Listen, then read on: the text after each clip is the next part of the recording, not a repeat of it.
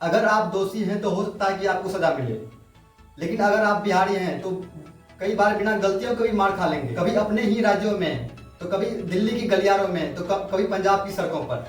हुआ ये कि बीपीएससी शिक्षक भर्ती को लेकर सरकार की तरफ से दावा किया गया कि 40,000 पदों से ज्यादा पर बहाली की जाएगी। छात्रों को भरोसा दिलाया गया कि अप्रैल तक नोटिफिकेशन जारी किया जाएगा, लेकिन कहानी यहीं तक नहीं रही।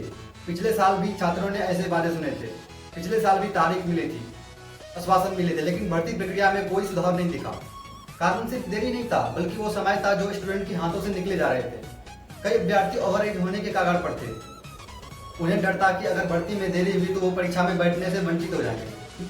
ये वजह है सिर्फ छात्र के एक नोटिफिकेशन के लिए नहीं, बल्कि अपने भविष्य को बचाने के लिए एक लड़ाई बन चुका था।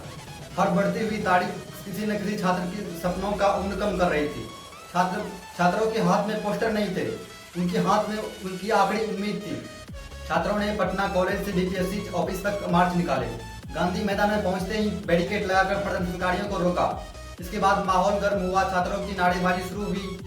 कुछ प्रदर्शनकारियों ने बैरिकेड को तोड़ने की कोशिश भी की और फिर पुलिस का लाठीचार्ज हुआ। लाठीचार्ज में कई छात्र घायल भी हुए, किसी के सिर फूटे तो कई सड़क पर घायल हालत में पड़ी दिखाई दिया। इस घटना में प्रदर्शनकारियों को गुस्सा और भी बढ़ गया था। छात्रों का कहना है कि सरकार बार बार सिर्फ तारीखें बदल रही है।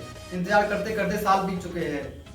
जो छात्र सालों से तैयारी कर रहे हैं, अब उनके पास ओवर एज का खतरा मंडरा रहा है। छात्रों द्वारा सवाल पूछे गए में सवाल ये एक भी है कि अगर भर्ती में कुछ देरी हुई तो इसका जिम्मेवार सरकार होगा क्या? प्रदर्शन कर रहे छात्र का आरोप यह भी है कि सरकार की तरफ से कोई ठोस आश्वासन नहीं मिला है और यह वजह कि अब ये नाराजगी आंदोलन में बदल चुकी है। ये सिर्फ छात्रों का प्रदर्शन नहीं था, ये उन टूटते हुए सपनों का गुस्सा था। पर सिर्फ नारे नहीं गूंज रहे थे, वह हजारों छात्रों की बेचैनी दिखाई दे रही थी। इन सबों में आपकी क्या राय है? अपनी राय कमेंट में दें।